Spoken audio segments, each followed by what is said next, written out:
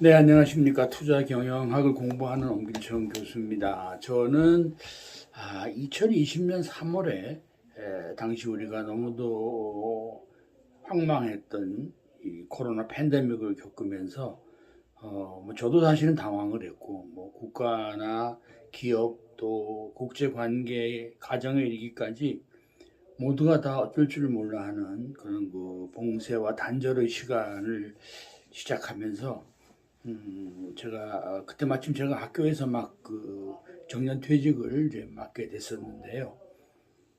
제가 증권시장과 부동산 시장, 외환 시장, 또 대체자산 시장, 가상 시장 이런 것들을 학교에서 쭉 공부하고 또 강의를 하다가 나온 입장이라 저는 또 국제 정세를 그전부터 쭉 다루어오던 평론가도 했었습니다만은 뭔가 각자의 단절되고 끊어진 자리에서 생기는 이런 암흑 같은 세상에서 궁금해하고 좀 때로는 좀 답답해하실 거를 좀 도와드리고자 잠시 뭐 조악한 수준입니다만은 유튜브를 한 적이 있습니다. 그리고 이제 제가 오늘 다시 이제 한 6년쯤 세월이 흘렀습니다만은 2월 28일 미국과 이스라엘이 이란을 공격하면서 시작한 뭐 제가 봐서는 아마 세계대전의 시작인 것 같습니다. 소위 말하면 전쟁의 시대가 시작된 것 같고요. 이것이 또 얼마나 많은 국가나 개인이나 기업, 산업, 시장에 영향을 미칠까에 대해서 모두가 다 지금 뭐 이제 하루 이틀밖에 되지 않아서 어리둥절하시겠습니다만은 그런 염려와 공포도 있고 해서 제가 손에 잡히는 국제 정세와 국제 장세라는 한번 이름을 정해서 여러분을 가끔 좀 만나 뵈려고 유튜브를 이렇게 좀 다시 시작을 했습니다. 지금 이제 한국 시간으로 3월 2일 오후 6시 24분입니다. 한국 시장은 이제 휴일이라서 가동을 안 했고, 일본 시장은 오늘 가동을 했습니다. 2% 중반으로 떨어졌다가 1% 정도 선에서 마이너스로 이 충격을 뭐 그렇게 예상보다는 좀 덜 충격을 받은 걸로 이렇게 보여집니다. 홍콩도 약보합 정도로 해서 받아 넘겼습니다. 이 시장을. 또 지금 이 시간에는 당사자인 그 이스라엘 시장이 지금 열고 있고요. 그 옆에 사우디 시장이 현재 가동 중에 있습니다. 이스라엘은 놀랍게도 지금 4% 이상 오르고 있습니다. 이스라엘 주가가. 사우디 주가도 우리가 보는 그 지역의 우려를 고려한다면 그렇게 염려가 되지 않는 0.9% 정도 마이너스 정도로 현재 지금 시장이 전개가 되고 있고요. 지금 본격적으로 가동되고 있는 건 이제 독일, 영국, 프랑스 이런 유럽 시장입니다.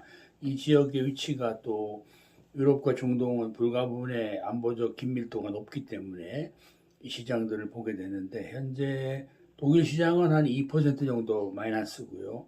영국 시장은 0.8% 정도니까 영국이 원래 이 군사적인 이슈에서 좀 기준점이 되는 나라입니다. 영국이지만 0.8% 마이너스라는 걸로 봐서는 사우디 정도 수준이거든요. 그렇다고 보면은 이 전쟁의 그 개연성은 굉장히 높지만 현재의 타격이나 공격으로 인해서 생기는 경제적이고 금융적인 충격은 그렇게 크지는 않은 것 같다는 게 이제 인접과를 보고 제가 느끼는 겁니다. 프랑스도 한 1.7% 정도 마이너스 현재를 보이고 주고 있고요. 대개 이제 이럴 때 경제가 좀 약한 나라들은 전쟁같이 돌발 사고가 생기면 주가가 조금 더 빠집니다. 예를 들면 이제 이탈리아나 스페인 같은 나라가 유럽에서는 조금 약하죠. 선진국이라도. 이제 이탈리아가 한 2.1% 마이너스, 스페인이 한 2.8% 마이너스, 약간 중립적으로 볼 수 있는 이제 스위스가 한 2%, 네덜란드가 한 1% 이런 걸로 봐서는 뭐 그냥 걱정은 되지만 타격을 입은 것 같지는 않습니다.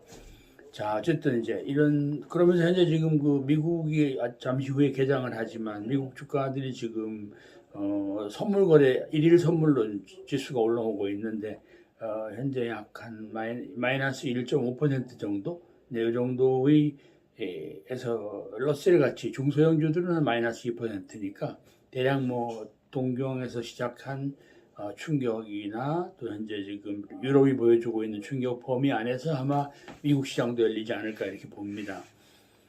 자, 이걸로 볼 때 현재 이 이란에 대한 이스라엘과 미국의 대규모 공습은 사실 그 양상은 제가 봐선 뭐 전쟁을 시작하는 형태의 폭격입니다. 네.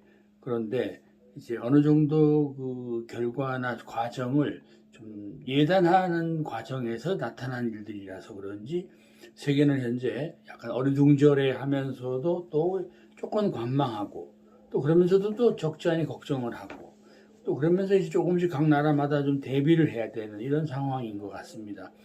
당장 이제 기름값 문제가 제일 걱정일 텐데 호르무즈 해협에 관련해서 이제 유가 그 수송에 차단이 생기면 현재 지금 이 시간 현재 유가는 브렌트유, 네, 브렌트유가 현재 약 한 8% 정도 올랐습니다.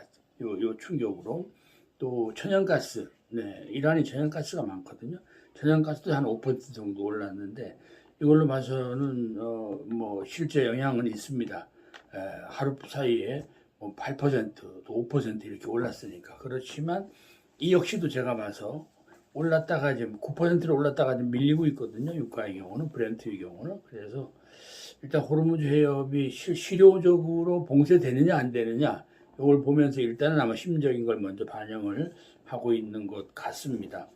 그런 면에서 지금 미국이 오늘까지 현재 이틀 요거 좀 지나면 이제 3일 넘어갑니다만은 3일째 계속되는 공격의 초점이 이란 해군입니다.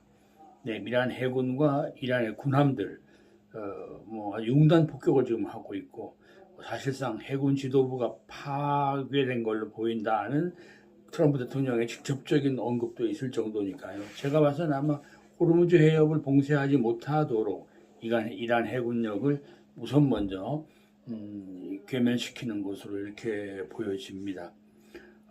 반면에 이란 내부 사정에 대해서는 아직 흘러나오는 게 많지는 않습니다만은 뭐 일단은 자기들 헌법에 의해서 이 후계자를 지명하는 과정에 들어갔다 하는 그 공식 발표는 나오고 있습니다. 그렇지만 또 상당수의 국민들은 전국적으로 환호하는 모양이 있고 또 뭐 일부 이 문제에 관하여 종교적으로 시리에 빠져 있는 또 국민들은 굉장히 분노하고 좌절하는 그런 모습들도 드러나오고 있습니다. 국제사회 반응은 현재 중국과 러시아는 인위적으로 지도부를 교체해서는 안 된다 하는 이런 성명을 내놓고 있는 것은 아마 이란에 새로운 정부가 들어오면 친미적이거나 친서방적인 정부가 들어오면서 정권 교체를 할 것 같은 것에 대한 미리 우려를 중국과 러시아가 지금 하고 있는 것이 아닌가 이렇게 보이고요.